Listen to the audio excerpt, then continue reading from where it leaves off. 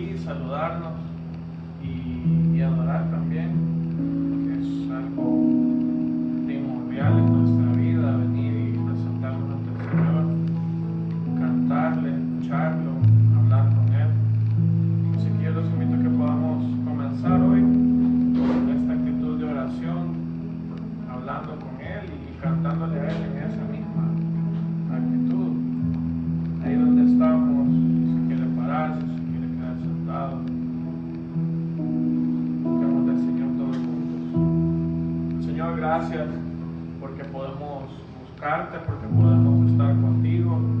Te pido, Señor, que podamos escucharte, que podamos aprender más, que podamos no solo aprender, no solo llenarnos la cabeza, sino que ser transformados por tu palabra. Abre nuestra mente, abre nuestro corazón, abre nuestros ojos, Señor, para poder entender tu verdad y para vivir tu verdad.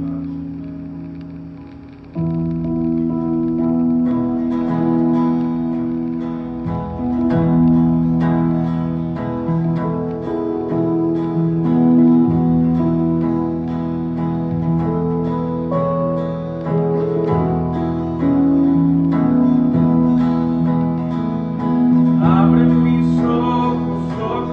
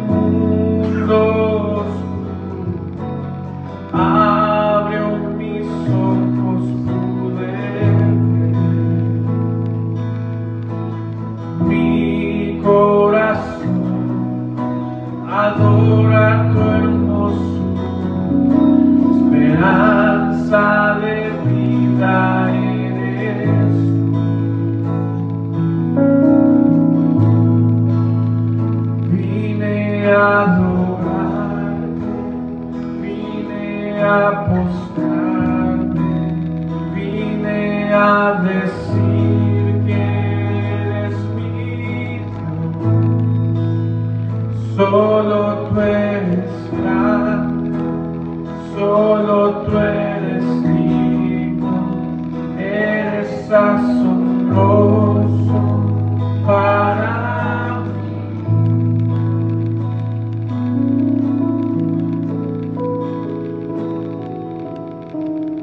Eres el Rey grandemente exaltado, glorioso por siempre, Señor.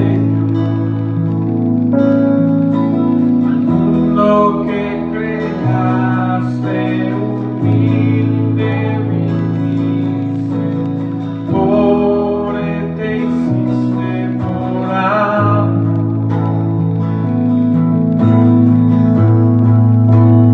Vine a adorar, vine a postrarme, eres mío, solo tú eres grande, solo tú eres digno, eres asombroso para mí. Y vine a adorarte, vine a postrarme, eres mío, solo tú eres grande, solo tú eres digno, eres asombroso para mí. Jamás sabré cuánto gozo ver mi maldad sobresalto. Jamás sabré cuánto gozo ver mi maldad sobresalto. Jamás sabré cuánto costó ver mi maldad sobresalto. Jamás sabré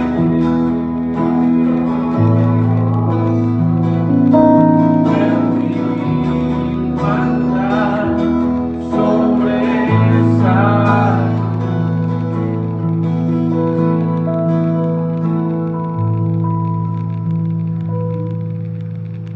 Vine a adorar,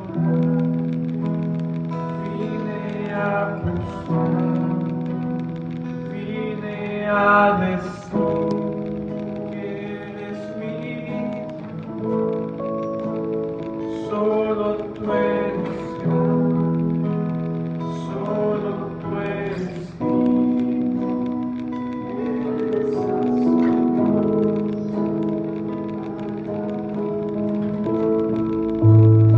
vine a adorarte, vine a mostrarme, vine a decir que eres mi Dios.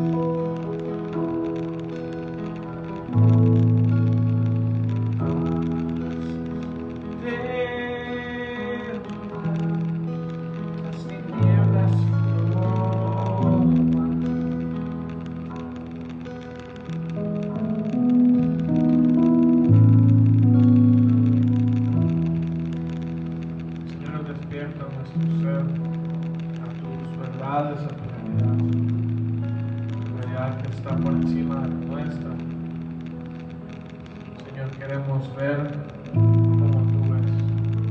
Queremos vivir como lo que nos está llamando a hacer. Vivir en tu voluntad, vivir en tu tiempo, vivir en el futuro, Señor, a lo que nos está llevando, Señor. Gracias, Padre, por aceptarnos, por hacernos parte de tu familia. En nombre de Jesús.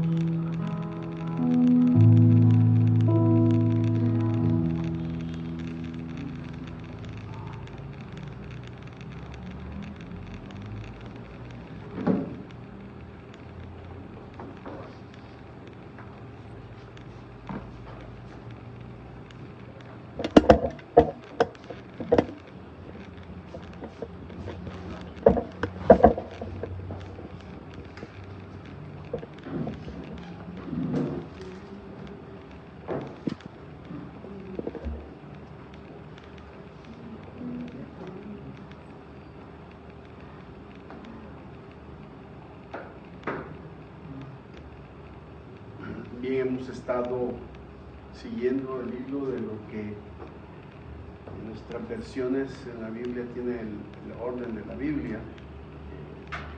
No es el orden que la Biblia tiene, sino que fue algo que fue diseñado allá por los años, por el siglo XVI, el siglo XV, y los ordenaron de tal manera de que fuera como más lógico, como un libro de texto. La Biblia no es un libro de texto, la Biblia es la voz de Dios hablando de la gente. Y el problema es que muchas veces nos acercamos a él como un libro de texto que tenemos que aprender los principios y no tanto conocer a una persona, tener una relación con una persona. Y podemos conocer muchas cosas de la palabra, pero no tener un vínculo de una relación con el Señor. Eso significa entonces que cada libro que se escribió, que el Espíritu Santo dirigió a escribir, es una historia de vida, no es una biografía, no es una texto que tiene que ver con que conozcamos ciertos personajes, sino que es un libro que se desarrolla bajo la dirección de Dios con el propósito de llevar hacia un futuro o hacia una meta a la que Dios está llevando al ser humano. Digo esto porque por lo general los libros que están escritos por mujeres en la Biblia, que son, por lo menos los que se ven aquí, son 2 libros. Algunos insisten que quizás no fueron Ruth o Esther las que escribieron, pero la evidencia interna sí demuestra de que tienen manos de mujeres escribiendo, siendo dirigidos, o por lo menos, si no fueron escritos por ellas, el tema central del libro son las mujeres. Aunque no es lo único dentro de los textos, y el libro tiene más allá de que se utilice para sacar principios para mujeres, tiene mucho más que eso. El miércoles pasado comenzamos a ver varias cosas y hoy vamos a terminar el libro. Hablamos acerca de varias cosas de él.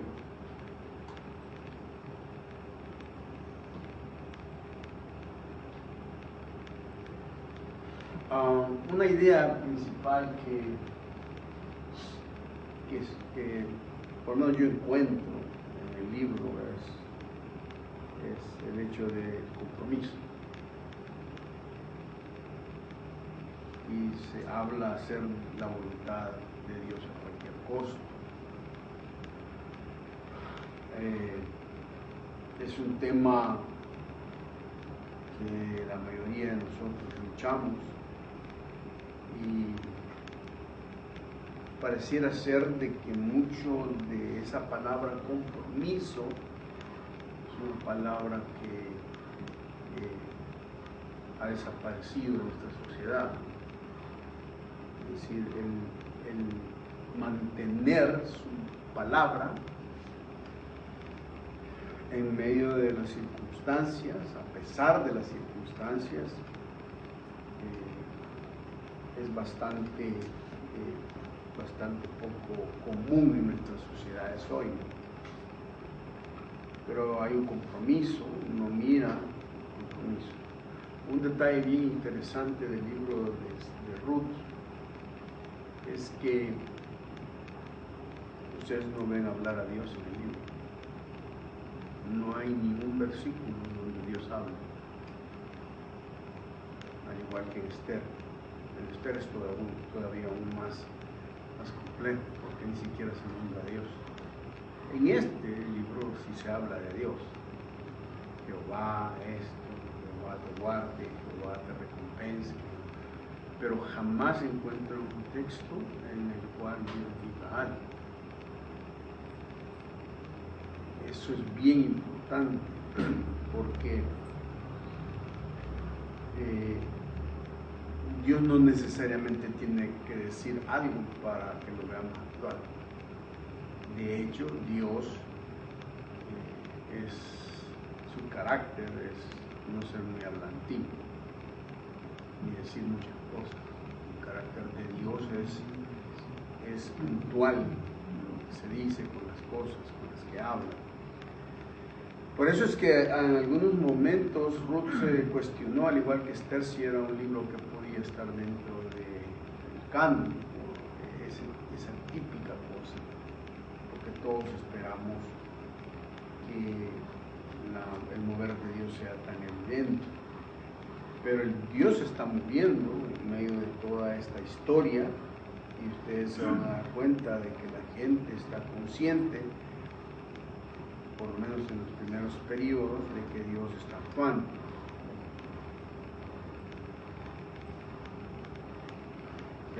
Un autor dijo que la vida es difícil y luego te mueres.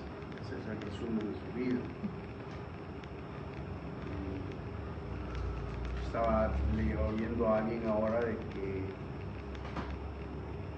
se tienen más de, creo que eran 10.000 pensamientos automáticos en el cerebro, o sea que el cerebro lo da pensamientos sin que uno los dé, y que de esos 10.000 el 75% son negativos. Que la gente siempre tiene la tendencia a pensar en lo negativo. Y uno se pregunta por qué, es decir, por qué es que los seres humanos tenemos esa tendencia. Es obvio que nuestra naturaleza es tendiente a lo malo, a lo negativo. He estado estudiando mucho acerca de Efesios 6, de la coraza y de la armadura que Dios nos ha dado para defendernos del enemigo. Y he estado trazando todo un estudio y me he dado cuenta que el enemigo que nosotros tenemos es un enemigo, por un lado organizado, por otro lado disciplinado y por otro lado confrontativo. Y está tan bien organizado que sabe exactamente cómo manejarse todos sus atributos de los nombres de Satanás, Diablo, Belial, Belcebú, Satanás, tienen características que demuestran que la intención del enemigo es hacernos daño. Estamos en una guerra y si nosotros no nos ponemos las pilas para defendernos, vamos a ser víctimas de esa guerra. En el texto, indudablemente, siempre se encuentra ese tipo de conflictos. El libro, dijimos el miércoles pasado, que se puede apreciar desde 4 aspectos. Uno es la historia. Es una historia, la Biblia no habla de una historia secular, sino que el enfoque de la historia de la Biblia es una historia teológica, una historia que Dios está controlando y dirigiendo. No es algo que está sucediendo al azar. Dios está mostrando cosas y está controlando.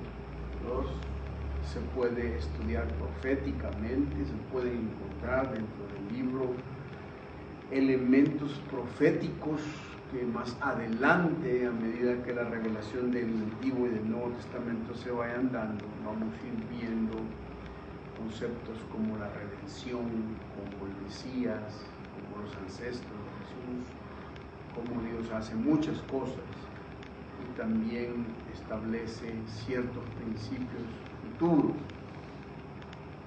Se puede estudiar devocionalmente. Cuando hablamos devocionalmente, la pregunta es ¿qué enseña Ruth a mi vida? O sea, ¿qué cosas puede enseñarme un libro que se escribió hace miles de años y que puede afectarme en el siglo XXI, en un mundo diferente al que ella vivió, pero cómo pueden ser sus principios eternos en mi vida? Esa es la parte de la belleza de la Biblia, que sus principios pueden ser eternos y pueden ser pertinentes para la época que vivimos. Y se puede estudiar tipológicamente, es decir, el estudio de una manera tipológica es usando lo que se llaman alegorías o metáforas que los autores bíblicos utilizan. Por ejemplo, Pablo utiliza la alegoría de Agar y de Sara en Gálatas para demostrar cuál es la esencia de la libertad de un hijo de Dios, y utiliza a Agar como el hijo de la ley y a Sara como el hijo de la gracia. Es decir, está usando personajes reales para ilustrar tipologías que pueden hacer. Parte de la tipología que ustedes van a encontrar aquí es que por primera vez se escribe el asunto del concepto del Goel, es la palabra redentor. Boaz es el Goel de Ruth, es el redentor, y se empieza a ver que el concepto de redención dentro del libro de Ruth es comprar por un precio a alguien para poseerla y para ser dueño. Ese concepto de redención lo va a retomar más adelante en el Nuevo Testamento y se lo va a aplicar a Jesús. Por eso es que la Biblia dice que nosotros somos redimidos, porque lo que hizo Boaz con Ruth, de comprarla y de pagar un precio, es el mismo principio que Jesús hizo con todos nosotros. Nos compró y pagó un precio. Entonces se empiezan a ver, aunque digamos en el concepto de Ruth y la gente de ese tiempo no tenía en mente que eso se iba a convertir en una doctrina nuevo testamentaria. Para ellos era desconocido, solo era una práctica común de mercado en el concepto de su sociedad, pero no estaban pensando en que hay ciertas cosas que estaban pasando que tendrían un significado más adelante.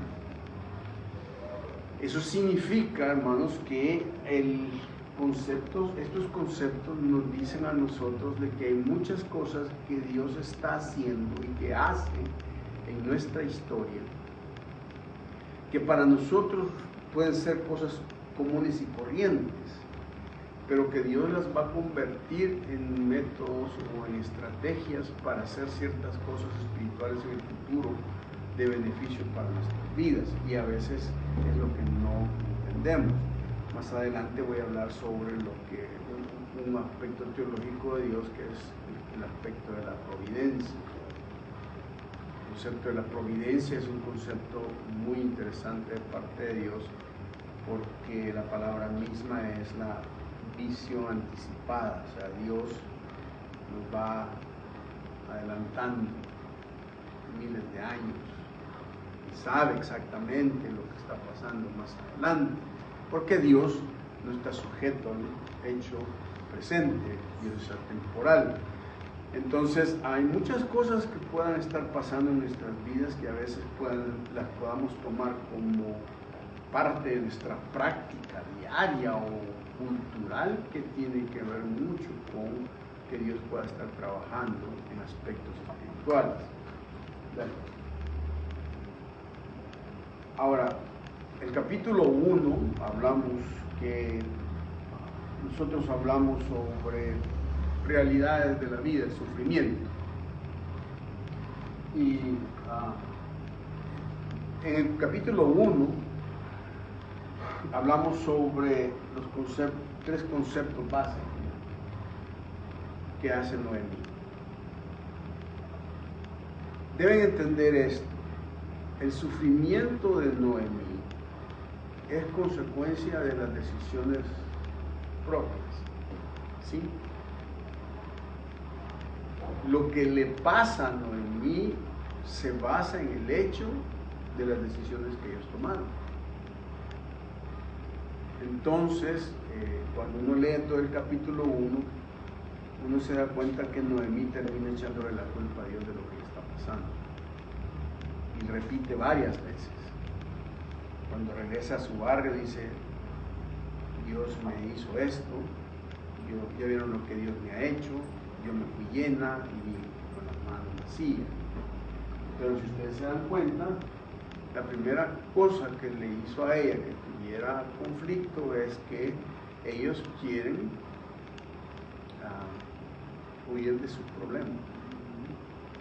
Y uno puede verlo ahí en los versículos 1 al 5. Leímos el miércoles pasado de que hay dos palabras bien importantes aquí. En versículo 1 dice el capítulo 1: aconteció que en los días que gobernaban los jueces hubo hambre en la tierra, y un varón de Belén de Judá fue a morar a los campos de Moab, y él y su mujer y 2 hijos suyos.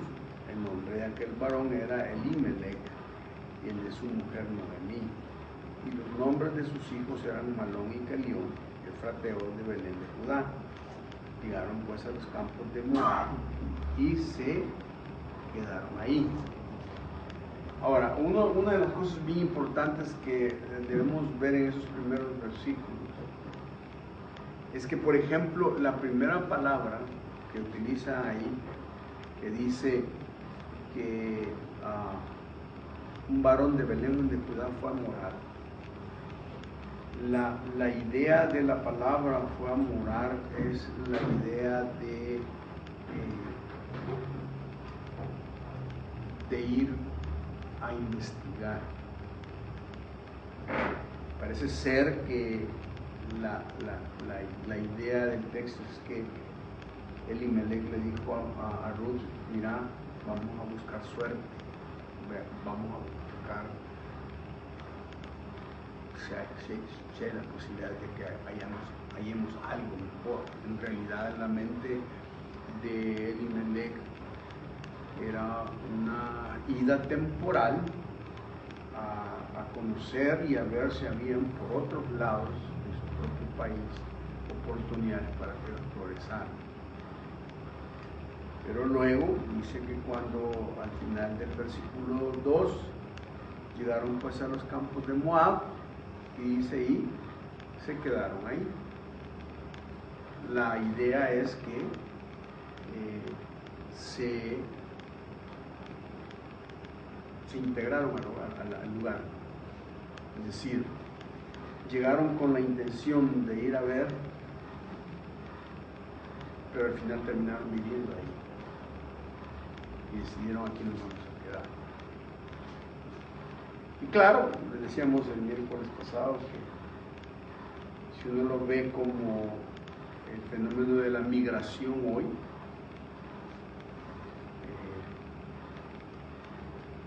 mucho del concepto de los inmigrantes hoy es el hecho de que uno puede encontrar mejor futuro fuera de su país, porque en otros países hay mejores oportunidades que acá. Y que simplemente es mejores. Quieras o no, somos malinchistas, ¿no? Y es probable que se pueden encontrar oportunidades más en otros países, ¿no? Yo decía el miércoles pasado de que la gente piensa de que si estudia fuera del país va a tener más oportunidades de destacar que quedarse en el país, sobre todo en el contexto de América Latina. ¿Sí?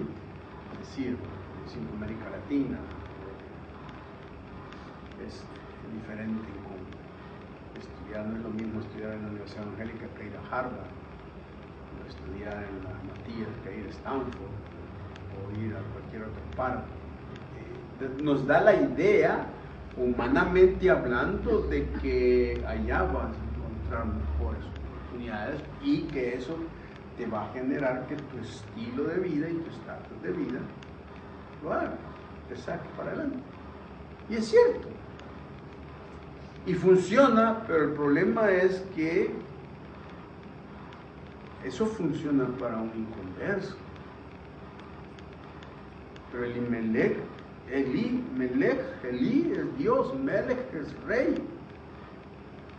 La traducción del nombre de esta persona es Dios es mi rey.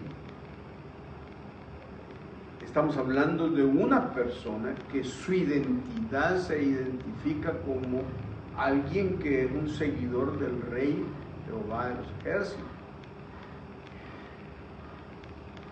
La migración secular de una persona que no tiene principios cristianos, al fin y al cabo, si se va a otro lugar, a aprender las mañas y las culturas de allá y se acabó. Pero el problema de la migración de los cristianos es que no te está permitido el hecho de irte a otra cultura, identificarte y aprender las cosas de esa cultura y cambiar tu cultura cristiana, tu identidad cristiana, porque eso le sucedió a ellos. Imagínense ustedes que primero Moab era una nación vedada para los israelitas por la ley. Era una nación maldita, una nación que Dios declaró en Deuteronomio que no entraría ningún moabita en la congregación de Dios hasta la cuarta generación. Y era terminantemente prohibido para un israelita casarse con una moabita, porque las moabitas tenían un trasfondo histórico con el profeta Balaam, que había hecho caer a Israel, y Moab, el rey de Moab, había tenido problemas con Israel. Y por otro lado, Moab, la historia de Moab nace de la historia de un incesto entre Lot y una de sus hijas. Ahí venía toda una, toda una vena histórica de corrupción a la cual Dios le había dicho a la gente de su pueblo que no tenía que hacerlo. Sin embargo, aquí vemos aún que Dios es mi rey, que se llama así, y resulta que se va para Moab. ¿Y qué va a pasar en Moab? Lo que va a pasar en Moab es que se lleva a él y a su familia, y estando allí en Moab, absorben toda la cultura de Moab. Hay frases que aparecen en el texto que son frases que parece ser como que ¿qué onda? O sea, ¿qué pasó? Por un lado, uno puede tener todo un plan de irse a una mejor nación, pero no tiene el plan de que te vas a morir allá, sino que la idea es que te vas a prosperar. Y resulta que dentro del plan de Dios está que Elimelech se muere, pues, y la mujer se queda en un país extraño, inmigrante, con una cultura diferente, con 2 hijos. ¿qué van a hacer los hijos? Imagínense que los hijos son efrateos, o sea, son gente de trasfondo espiritual de alcurnia de Israel. ¿Y qué hacen ellos? Pues se casan con moabitas. ¿Con quién más van a casar? Pues solo moabitas había. Y aquí viene otra vez los conceptos de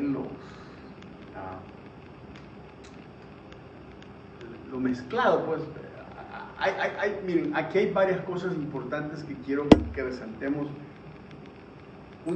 Miren, nosotros en la iglesia y a través de ciertos principios y bases en la Biblia encontramos que la Biblia dice que un cristiano no puede unirse en yugo desigual.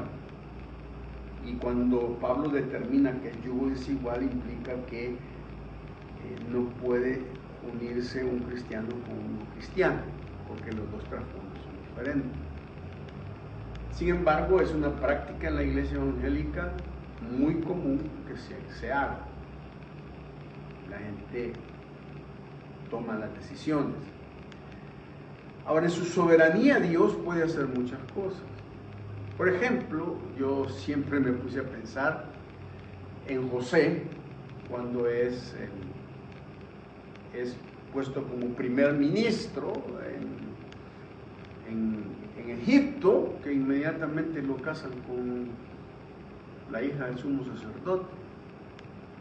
Y ella es una pagana, y es una religiosa pagana. Y me puse a pensar, ¿por qué José no dice, no me voy a casar con ella? Parecía ser más es como una conveniencia política de su posición en el gobierno, pero se está casando con un egipcio, y con una egipcia que tiene trasfondo de religión pagana.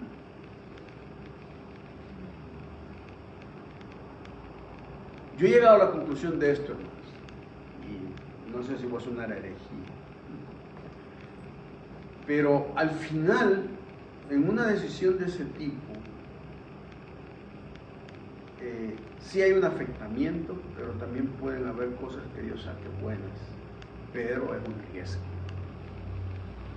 Porque en el caso de José, si ustedes se dan cuenta, después de que José es puesto como primer ministro y se casa con esa mujer, a partir de ahí José asimila toda la cultura egipcia.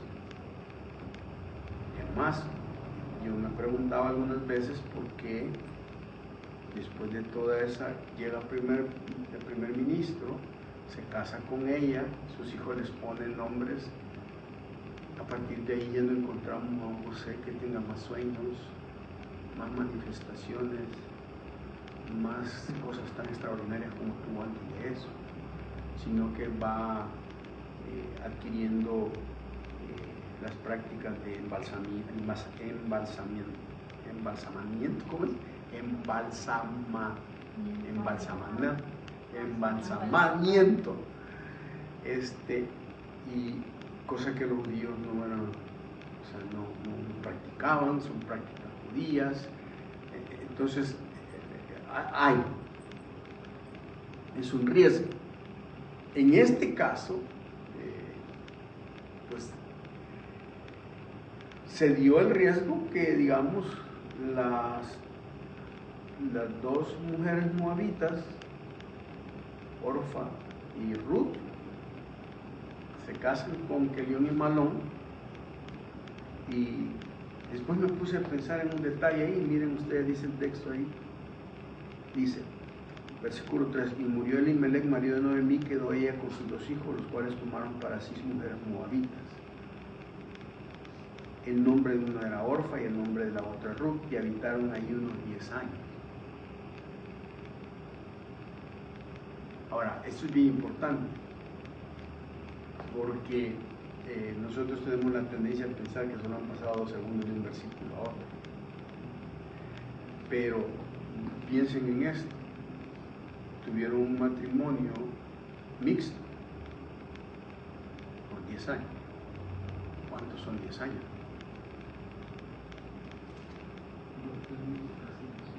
2 periodos presidenciales, 10 años. O sea que fue largo. ¿Qué pudieron haber pensado estos 2 hijos de Dios en esos 10 años con respecto a su matrimonio?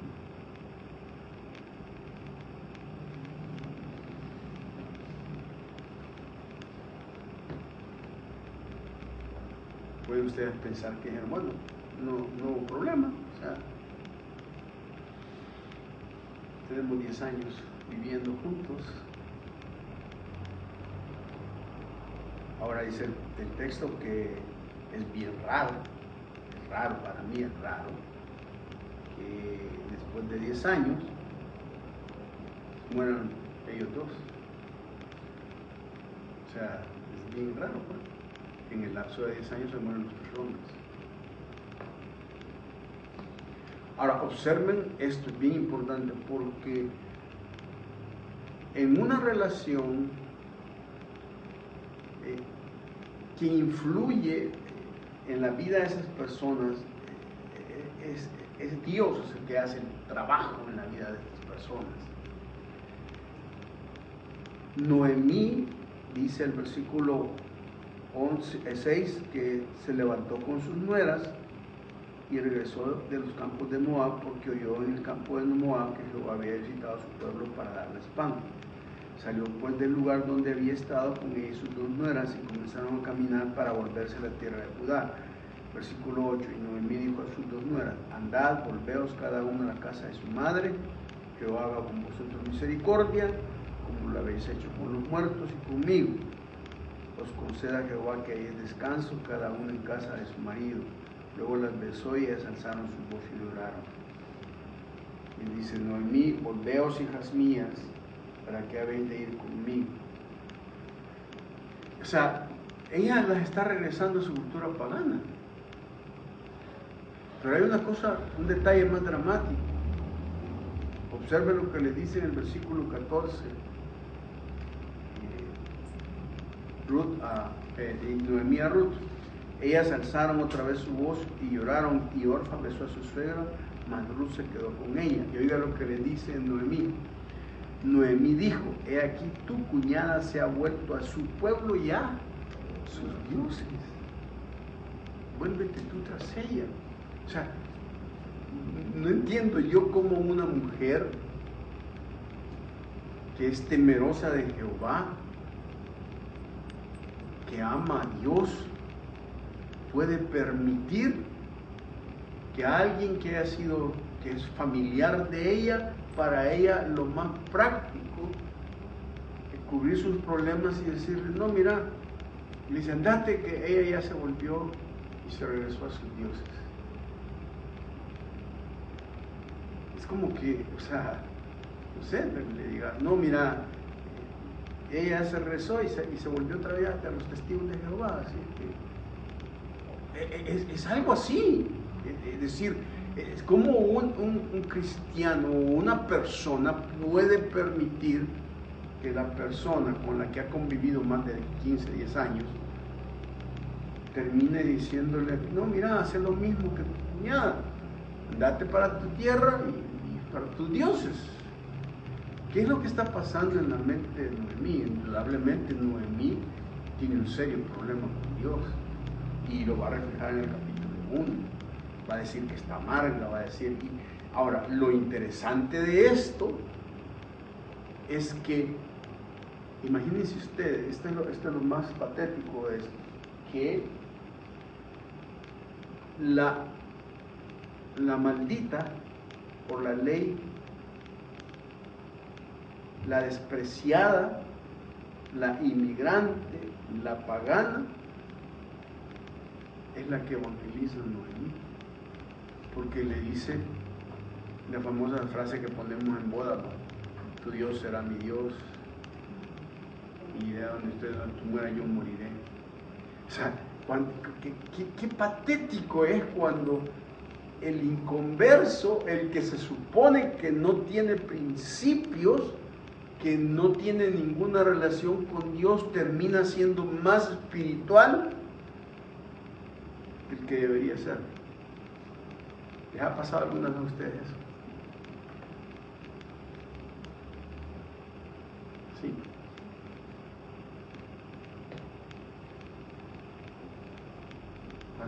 Y lo interesante del caso es el hecho de pensar de que pueden haber recursos que Dios use, que los podemos menospreciar, pero que son lo que Dios quiere oír y utiliza para avergonzarnos nuestra fe. Porque la moabita es la que está ministrando a la judía. Qué triste es cuando los inconversos, los paganos, tienen más sensibilidad espiritual que lo que nosotros somos. Y a veces despreciamos. ¿Saben qué es la lección que he aprendido yo? La lección que he aprendido yo es que nunca debemos estar cerrados a que Dios nos pueda ministrar por los canales más extraños y por los canales que menos queramos y esperemos. O sea, hoy, más adelante, encontré a un señor que dice que si a ti te sobró plata en la vida es porque calculaste mal. Y dice otro economista que la herencia es un mal cálculo de tu vida.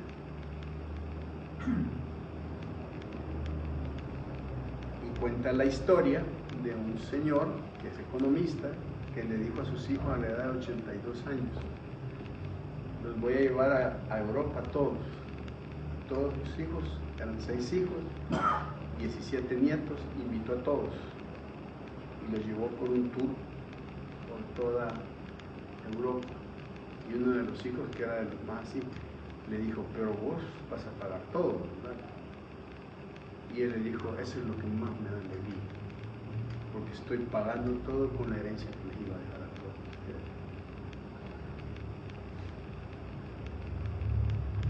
Y uno dice: qué interesante, ¿no? Porque uno está muy interesado en dejarle la herencia, y este argentino dice: si a ti te sobró guita, planeaste mal en la vida. Todos pensamos que voy a dejar a mi hijo. Y la pregunta es: ¿será que es cierto? Y ustedes deben ver en la Biblia, fíjense ustedes cómo la Biblia es sabia, que la Biblia muestra que las personas le daban la herencia a sus hijos cuando estaban vivos, y se las daban en fideicomiso de vida. ¿Saben qué era eso? Los padres llamaban a sus hijos y le decían: te voy a dar una herencia, pero voy a ver cómo la administras. Y no solamente eso, te la voy a dar y te la quito si no la administras para ver cómo la llevar. ¿Y qué hacemos nosotros? Nos matamos y le damos la herencia a los hijos cuando nos morimos. ¿Para qué? Para que los hijos hagan. El capítulo narra el hecho de que ante las imposibilidades del Noemí, Dios está haciendo una labor. Hay un crecimiento. Vimos en el capítulo pasado como Boaz, que era un pariente, podía redimirla, podía tener eso. Y en el versículo 12, Boaz le dice a Ruth, en el capítulo 2, lo va a repetir: tu obra y tu remuneración sea cumplida de parte de Jehová, que trae bajo tuyas alas. Es una frase muy interesante de un hombre a una mujer que dice: mira,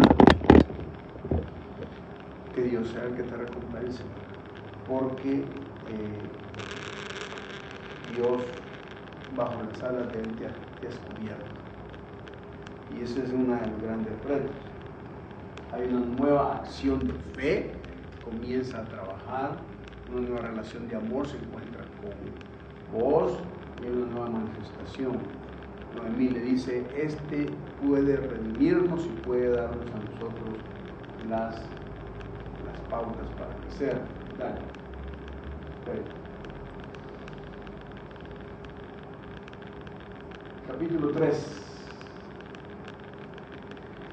En el capítulo 3 vamos a ver cómo se van a ver ciertos valores en la vida de estas mujeres y de Booz.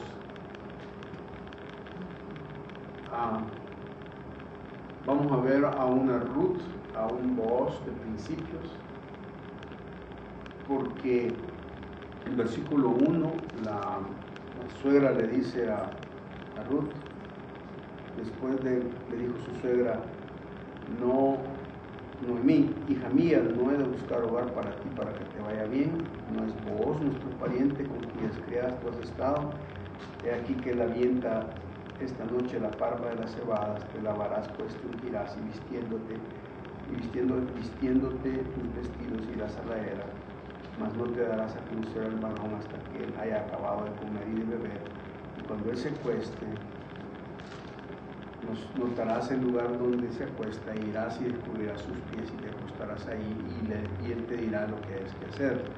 Ella respondió, haré todo lo que tú me mandes.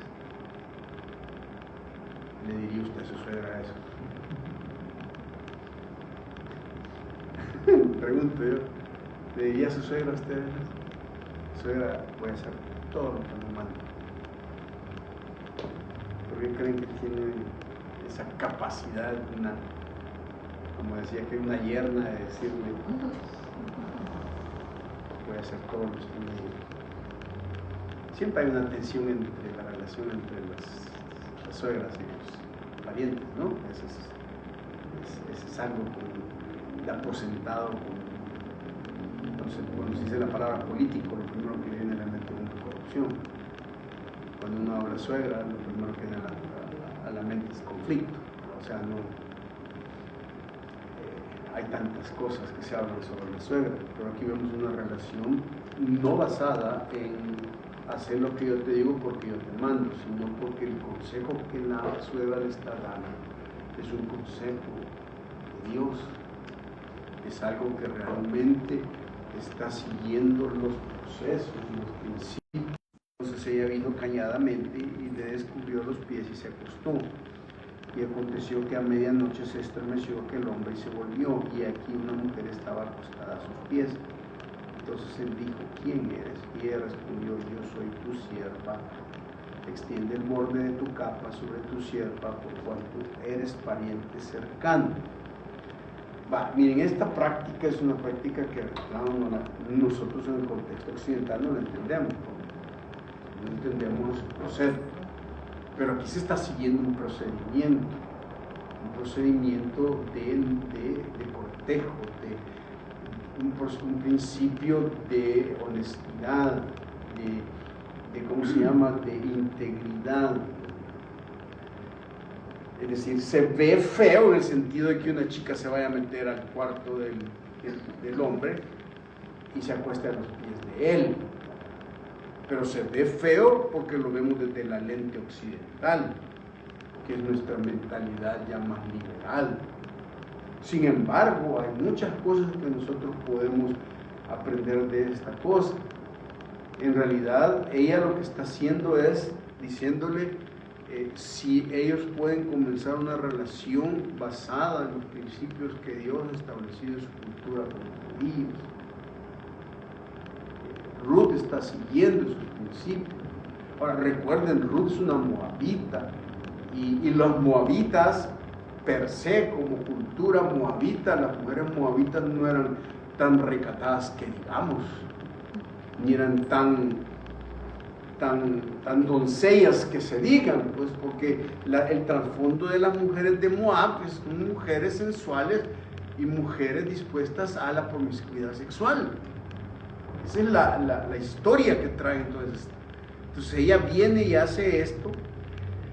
Ahora es importante ver también la reacción de Booz, porque cuando él se da cuenta, él dice ok, y la pregunta que le dice es extiende el borde de tu capa sobre tu siervo, por cuanto eres pariente cercano. Y oiga lo que le dice, y él dijo, bendita seas tú de Jehová, hija mía, has hecho mejor tu postrera bondad que la primera, no yendo en busca de los jóvenes, sean pobres o ricos. Ahora pues no temas, hija mía, yo haré contigo lo que tú digas. O sea, la reacción de Booz es una reacción de principios también. Él exalta y dice, mira, sos una mujer respetable. No sé si ustedes pueden ver la reacción de Booz y dicen, mira, no has andado de loca, pues. O sea, la idea es, le dice, mira, no has andado, la expresión que dice, has hecho mejor tu postrera bondad, versículo 10, y la primera, no yendo en busca de los jóvenes, sean pobres o ricos. Parecía ser que vos estaba muy acostumbrado a ver a este tipo de mujeres así, ¿no? Y la idea es, vos no has andado buscando quien te mantenga solo por mantenerte y darte ofreciéndote a medio mundo. Estás siguiendo tus principios. Y hermanos, nosotros tenemos principios que seguir antes de una relación formal, pero vivimos en una cultura en que pareciera ser que el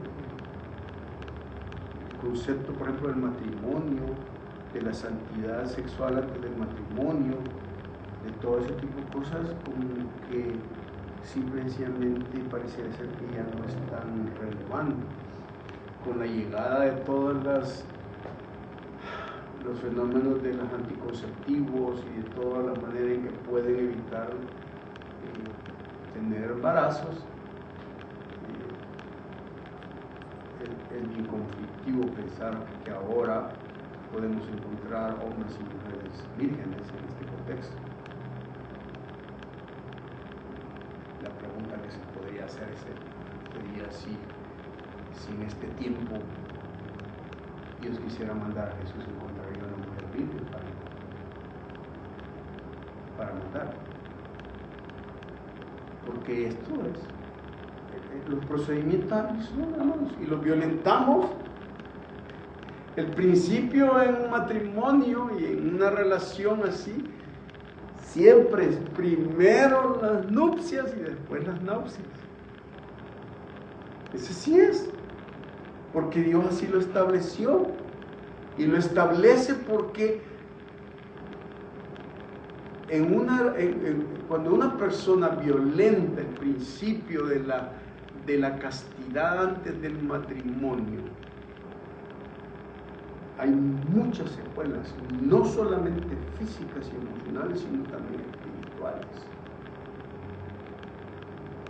Porque la relación sexual, que es la máxima experiencia de amor entre un hombre y una mujer, si se hace en las tinieblas y en el temor, repercute no solamente en las personas para después, sino que también en los embarazos. Y muchas veces debemos entender que Dios está más interesado en que nosotros veamos, que sigamos esos procedimientos, que vayamos por el proceso que Dios estableció. ¿Me entienden?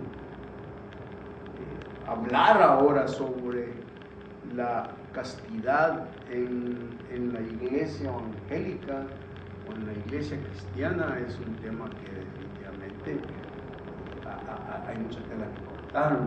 Es decir, algunas personas pueden ser físicamente vírgenes, pero ya no mentalmente vírgenes, por tanta cosa que se nos puede ver y se puede meter en internet y todas las cosas. Es decir, hermanos, la apertura hacia la sexualidad a la que están expuestos los niños, los jóvenes, todos los adultos, toda la gente, es un bombardeo de tanta cosa que muchas veces, o sea, será difícil que nuestros hijos o nosotros mismos podamos tratar de mantener una espiritualidad sobre la mentalidad de lo sexual. ¿Por qué? Porque simplemente estamos siendo bombardeados. Y una de las cosas que ustedes deben saber que Satanás tiene más de 22 nombres, y los 22 están divididos en 4 categorías, y uno de los nombres de Satanás es Baal-Zebú o Belzebú, ¿sí? Y Belial, son dos nombres que se aparecen, y Beelzebú se traduce como el señor de las moscas,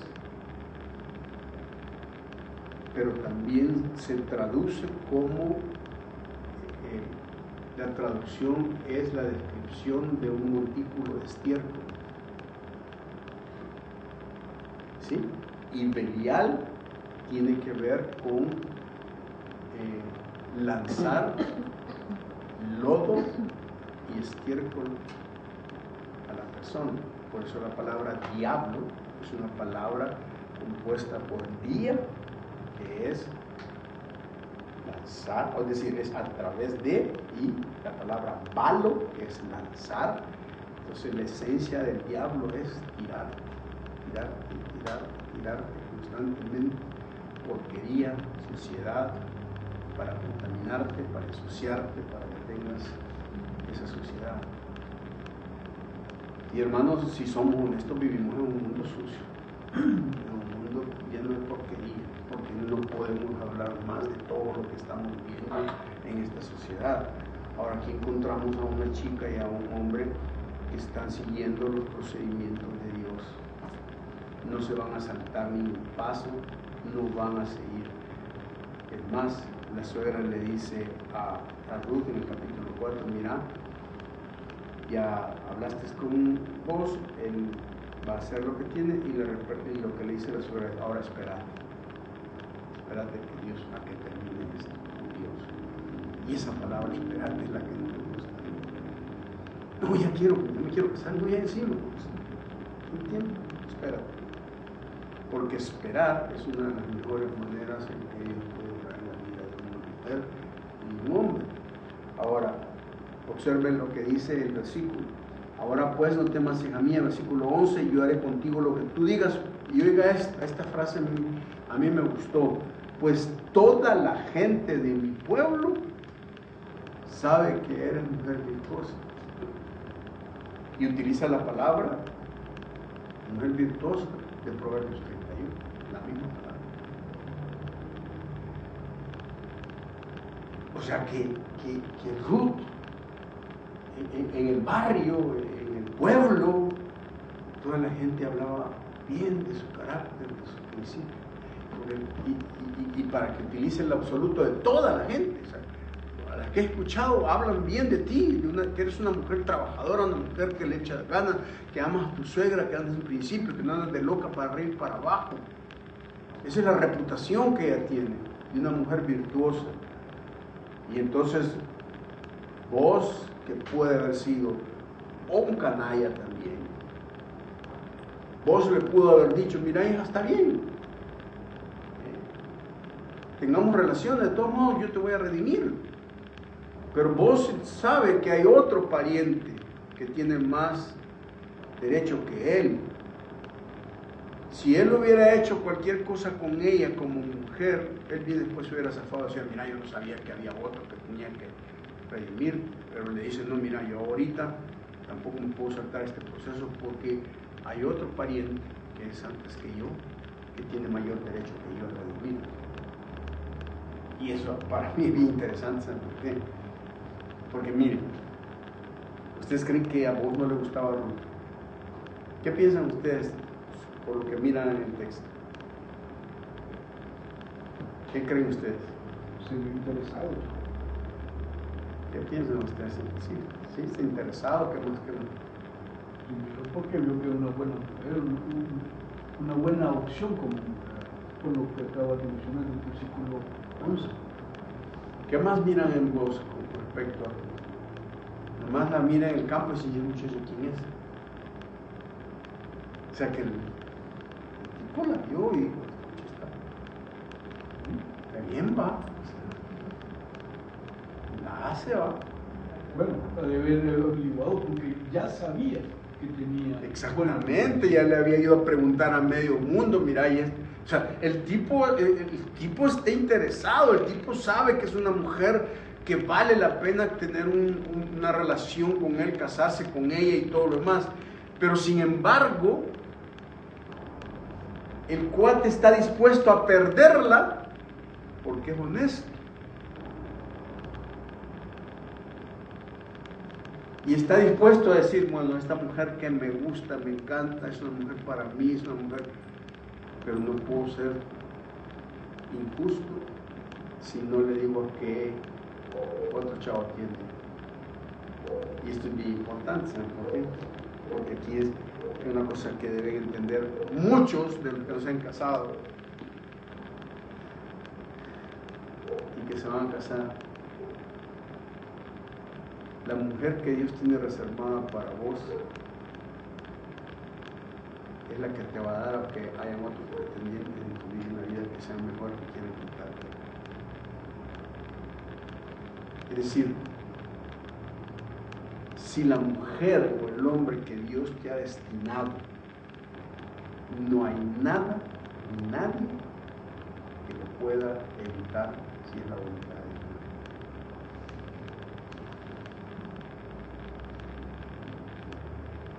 Para decirlo de esta forma, el único que puede amarrar al que te gusta o a la que te gusta y que no la puedas perder es Dios. De ahí ni que te vista bien, ni que le hables, ni que te haga lista, ni que seas muy bonita, o que hagas esto, que hables bonito, pero nadie.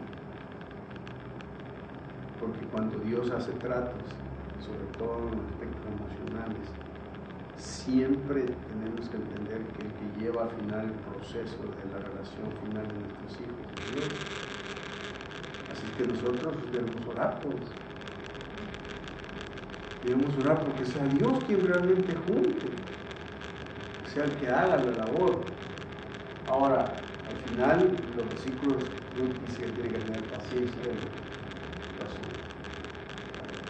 Capítulo 4, surgimiento, hay redención para Ruth. Dios le resuelve el problema, pues, y a vos también. ¿Vale? Hay bendición para Ruth. ¿Por qué? Porque al final se casa y hay provisión para Ruth. Y de añadidura, Noemí.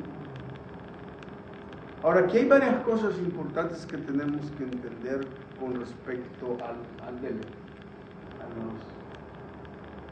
la soberanía de Dios. Un tema teológico que aparece en este libro es soberanía de Dios. Y la soberanía de Dios se define como el derecho y poder para hacer todo lo que decida hacer y para que sea poderoso y tener autoridad hasta el punto de poder anular todos los demás poderes y autoridades. Eso es ser soberano. Dios puede hacer todo lo que quiere y puede anular cualquier tipo de poder. Y es ser soberano. ¿Por qué? Primero es soberano en las decisiones humanas. El esposo de Noemí cometió un error, los hijos también, sus decisiones. Sin embargo, Dios les trajo para bien y los condujo a ciertas cosas. Eso significa que toda decisión humana que tomemos, Dios siempre es soberano sobre ella. Y aunque sean metidas de pata, y aunque sean metidas que realmente nos aleje, Dios siempre sigue siendo soberano como hijos de Él. También la dirección humana, porque Dios, ustedes miran que en todo el pasaje, en todo el texto, que Dios va dirigiendo la orquesta. Sucedió esto. Es bien interesante los eventos. Por ejemplo, es curioso que Ruth llegue por casualidad al campo de Boaz a recoger y que llegue en el tiempo de la segada, de la siega. O sea, pareciera ser que son casualidades, pero Dios no es así.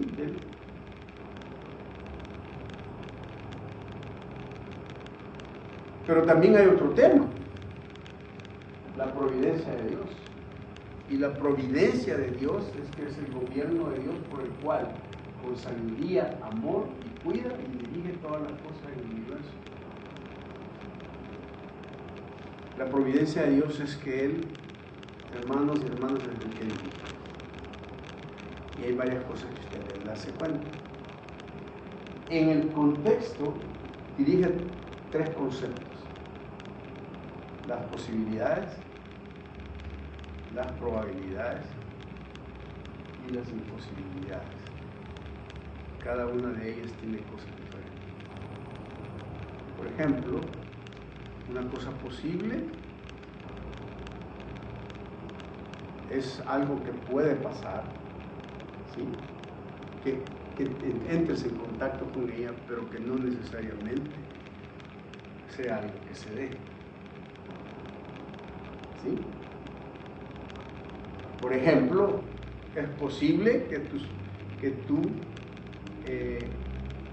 compres un billete de la lotería, pero es muy probable que te lo saques. ¿Por qué? Porque las probabilidades están en contra. Y ya no digamos otra cosa. Hay imposibilidades. Por ejemplo, Noemí dice, yo ya estoy vieja. ¿Sí? Eso es lo primero que dice en el texto. Yo ya estoy vieja. Y eso es cierto. Está vieja. Y dice, yo no puedo tener hijos. Es probable que no. O sí. Pero no es imposible, porque para Dios todo lo imposible es experto en eso. ¿Y qué ocurre? Cuando nosotros venimos y hacemos todo eso y nos topamos con que decimos, no, es que ya no hay para dónde darme. Viene Dios y te sorprende y termina narrando tu vida. En el versículo dice, versículo 3 del capítulo 4, vos pues tomó a Ruth y ella fue su mujer y se llegó a ella y Jehová le dio que concibiese y diese a luz un hijo. Y las mujeres decían a Noemí, loado sea Jehová que hizo que no te faltase hoy pariente cuyo nombre será celebrado en Israel, el cual será restaurador de su alma y sustentador de tu vejez. ¿Y qué decía en el versículo 11 del capítulo 1? Porque yo ya soy vieja. ¿Cómo mira la vejez aquí Dios? Y la idea es, ya se me acabó la vida.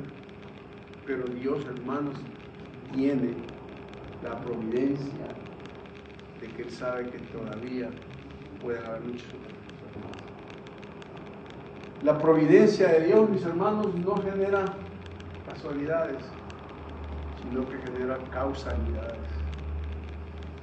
Él va a causar las cosas, porque Él es el que genera eso. Así es que damos gracias a Dios por este libro, ¿no? Es un libro que nos llena de esperanza, a pesar de que hay muchas tragedias. Vamos a orar. Padre, gracias te damos en esta noche y bendecimos tu nombre. Ayúdanos, Señor, a someternos a ti, a tus designios y a tus planes. Bendito seas, Padre. Gracias en esta noche, en el nombre de Jesús. Amén. Vamos a recoger nuestra ofrenda.